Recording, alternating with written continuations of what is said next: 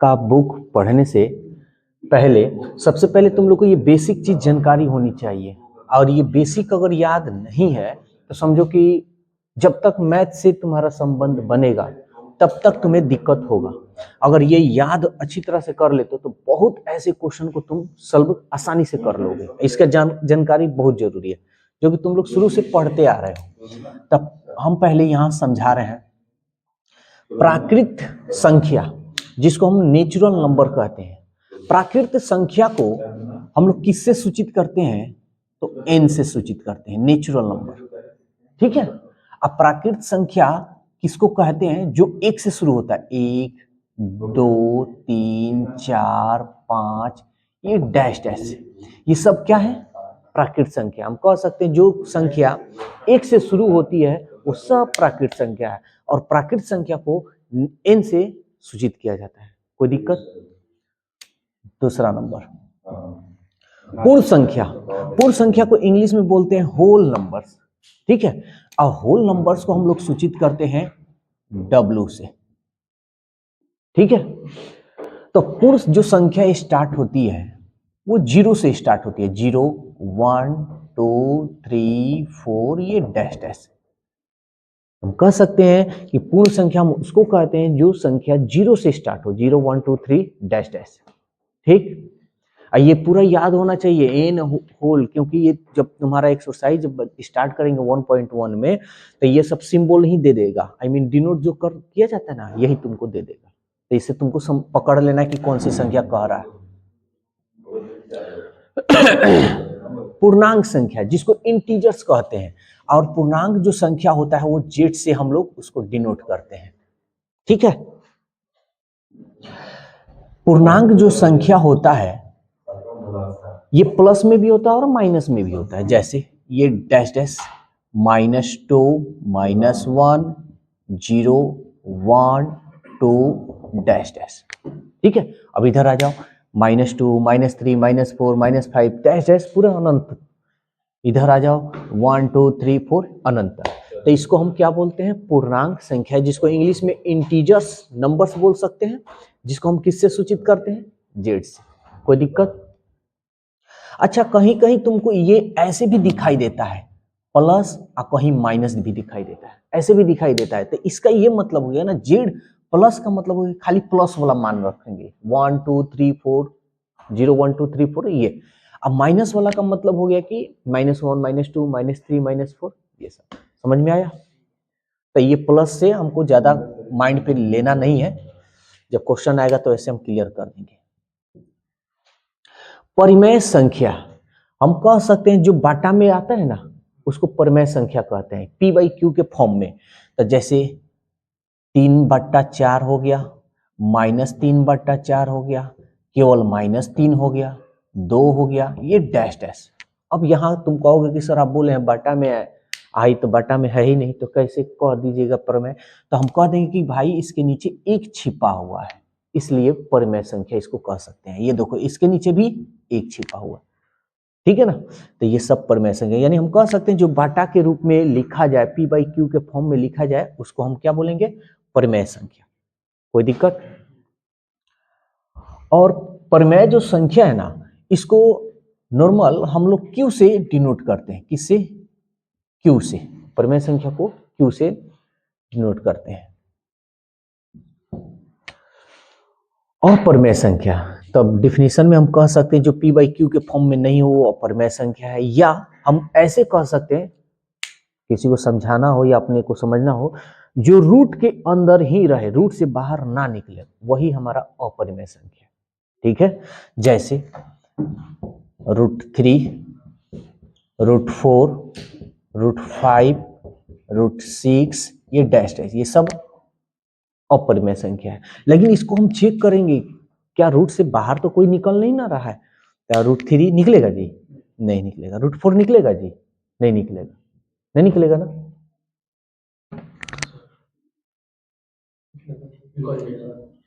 हाँ चलो, अनीस बताएगा निकल जाएगा। कैसे निकलेगा? जबरदस्ती खींच कर लाते हैं क्या? तो बताओ कैसे निकलेगा? हाँ जी तुम बताओ। गुड। इसका जो वर्गमूल होता है क्या होता है? 2 होता है। तनी सेब खाया करो, ठीक है, सुबह सुबह बादाम उदाम भी तनी ले लिया करो। 4 का वर्गमूल क्या होता है? 2। ये बाहर निकल गया है रूट से, तो इसलिए ये अपरिमेय संख्या नहीं होगा। समझ में आया? ये नहीं कि रूट के अंदर है तो हम कह देंगे अपरिमेय, नहीं, पहले चेक करेंगे कि वो रूट से बाहर निकल रहा है कि नहीं, घर से बाहर निकल रहा है कि नहीं, ठीक है। देखो अब 11th में, सॉरी ये 12th में अब तुम एंट्री कर चुके हो, और 12th में अब ये सब तुम्हारे लिए एकदम कुछ नहीं होनी चाहिए, लेकिन फिर भी ये बेसिक चीज बता रहे हैं। बहुत ऐसे बच्चे हैं जो बिना 11th किए सीधा 12th में प्रवेश करते हैं कि आ गए सर, अब स्टार्ट हमको कर दीजिए पढ़ाई। ये सब जिस बच्चे को पता नहीं रहेगा उसको मैथ में हमेशा दिक्कत होगा। ये रियल नंबर जो स्टार्ट कर रहे हैं ना, इसमें तो पूछो मत, इसमें तो उनको दिक्कत है तो है, बिना इसमें, यानी relation and function, sorry relation and function जो चैप्टर है, अगर जिन बच्चों को ये याद नहीं है उसको नहीं समझ में आएगा, कितना भी वो कूख ले तब वो नहीं आएगा, ठीक है। अब देखो सम संख्या, तो ये तो जानते हो, इसको हम इवन नंबर्स कह सकते हैं, ठीक है ना। तो सम संख्या को हम कहते हैं किससे, यानी कह सकते हैं जब इकाई के स्थान पे 0 2 4 6 8 हो तो, यानी 0 2 4 6 8 10 12 14 ये डैश डैश। अब ऐसे भी नॉर्मल बच्चों लोग से अगर पूछोगे तो कह देगा कि सर जो 2 से जो कटेगा ना वो, तो ये डिफिकल्ट एक डिफिनीशन हो गया, इजी डिफिनीशन। जब इकाई के स्थान पे 0 2 4 6 8 हो, क्या हो? 0 2 4 6 8 हो। अगर जब इकाई के स्थान पे 0 2 4 6 8 रहे ना, तो सीधा कह देना कि ये सम संख्या है, ठीक है। यहां तक तो कोई दिक्कत नहीं। नेक्स्ट, विषम संख्या कह सकते हैं जो 2 से नहीं कटे उसको विषम संख्या, लेकिन इसको भी आसान तरीका से हम कह सकते हैं कि 1 3 5 7 9 जब इकाई के स्थान पे हो, ये क्या हो? जब इकाई के स्थान पे हो, तो ये हम कह सकते हैं कि ये कौन सी संख्या है? विषम संख्या। या ऐसे हम लिख सकते हैं 1 3 5 7 9 11 13 15 17 डैश डैश। देखो कोई 2 से नहीं कटेगा, नहीं ना कटेगा, तो ये कौन सी संख्या हो गया? विषम। ये सब पढ़े हो तो इसलिए इस पे हम ज्यादा वो नहीं कर रहे हैं, डिफिनिशन हिंदी में लिख नहीं रहे हैं कि ऐसे, समझा दिए काफी है। वास्तविक संख्या, अब देखो वास्तविक जो संख्या ना, इस संसार में जितनी संख्या हो सब तुम्हारा वास्तविक संख्या है। जैसे हम कह सकते हैं कि परिमेय और अपरिमेय को मिला दिया जाए ना तो सब वास्तविक संख्या हो जाएगा। जैसे हम ले लेते हैं -2 -3 2 3/4 √5 √7, ये सब हमारी क्या है? वास्तविक संख्या है, रियल नंबर। कोई दिक्कत? अवास्तविक संख्या, तो हम कह सकते हैं जो वास्तविक नहीं होगा वो अवास्तविक होगा, यानी हम कह देंगे कि रूट के अंदर भाई माइनस में आ जाए। ये इसमें मतलब जानकारी, मतलब इसकी जरूरत नहीं है, लेकिन फिर भी हम जानकारी के लिए हम बता दे रहे हैं। -5 -7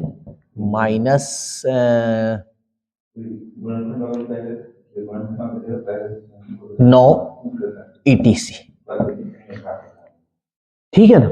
ये सब क्या है? तुम्हारा अवास्तविक इमेजिनरी नंबर्स है। बोलो कोई दिक्कत है तो? एक और चीज हम बता दे रहे हैं, छूट गया है, अभाज्य संख्या है,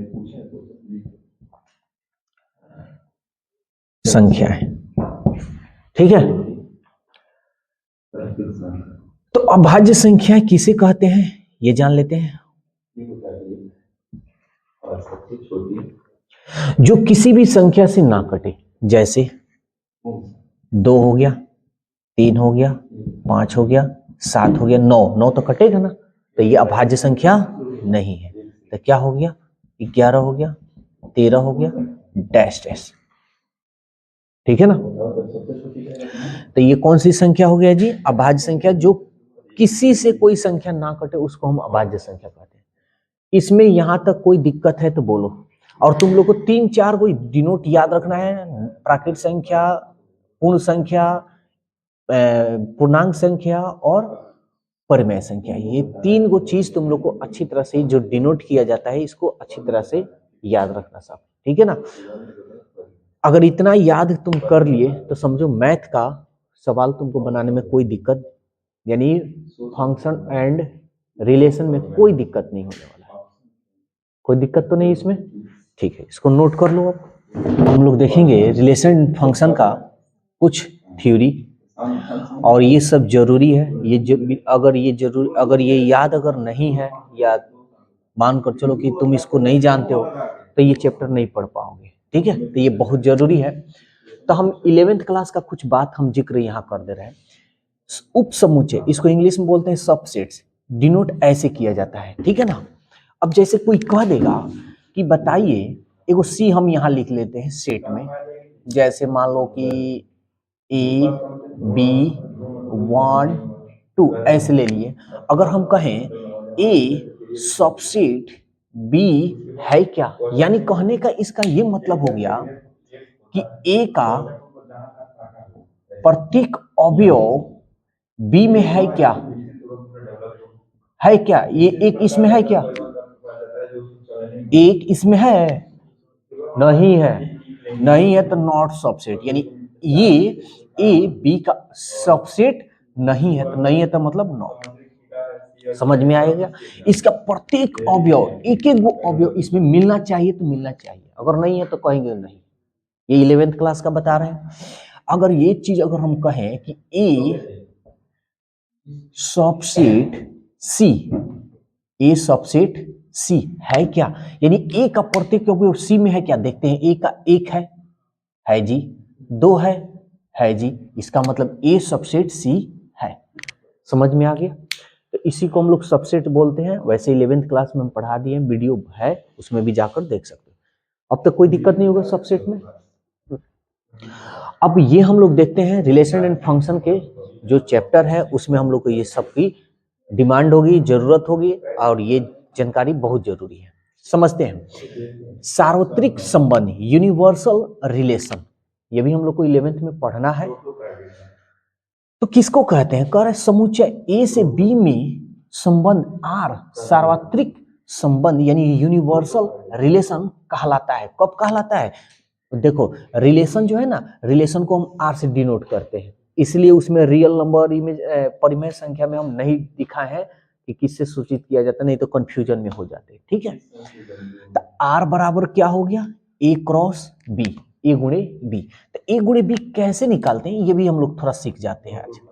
तब यहां देखो ए का मान क्या है, यानी सेट, इसको हम बोलते हैं सेट, हिंदी में समुच्चय, 1 2 क्रॉस बी का मान क्या है, 1 3।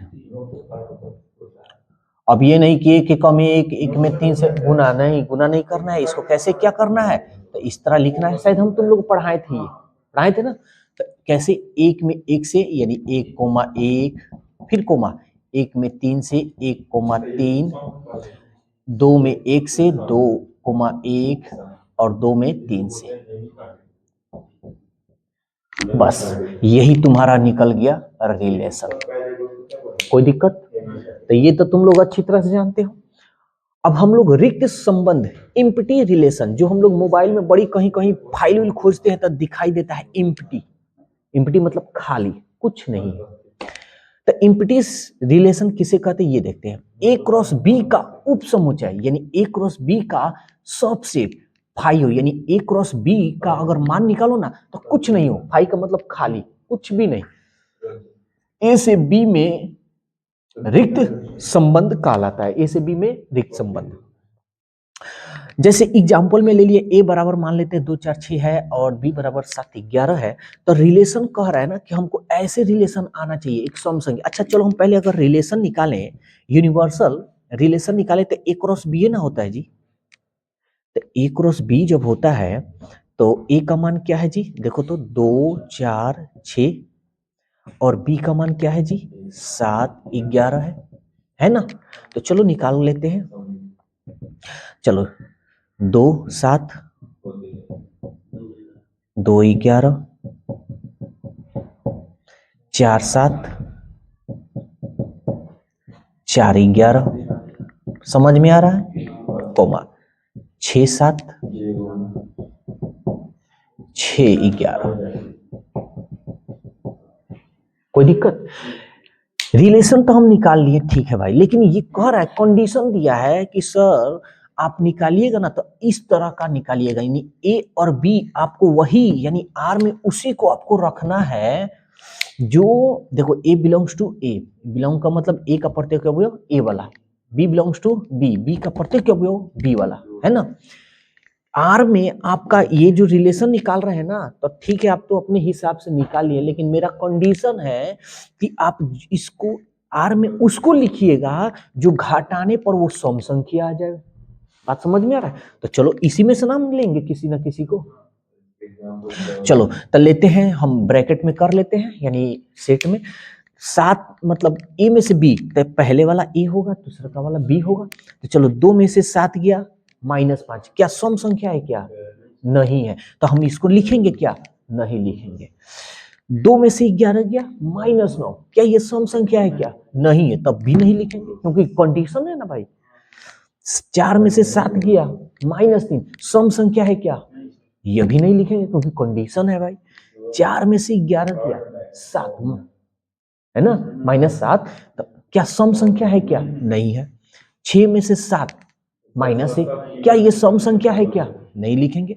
6 में से 11 गया -5, क्या ये सम संख्या है क्या? इसमें कुछ आ रहा है क्या लिखा हुआ? कुछ नहीं, खाली है। खाली का मतलब फाई है। आ रहा है समझ में? तब तो भाई रिलेशन में कुछ बन ही नहीं रहा है, इसका कहाँ कोई अवयव इसमें मिल रहा है? नहीं ना मिल रहा है, तो इसलिए ये कौन सी समुच्चय हो गया, कौन सा संबंध हो गया?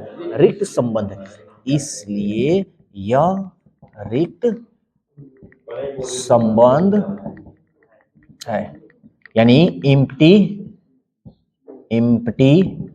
रिलेशन। समझ में आया या नहीं आया? पूरी अच्छी तरह से आया? तो आज इतना ही रहने दे रहे हैं, ठीक है। 4 डिफिनीशन और है, मजा से एकदम पढ़ा जाएगा और बहुत बढ़िया ढंग से ये चैप्टर कंप्लीट किया जाएगा। 4 गो डिफिनीशन है, समझा देंगे, उसके बाद चैप्टर कंप्लीट। कोई दिक्कत? ठीक है।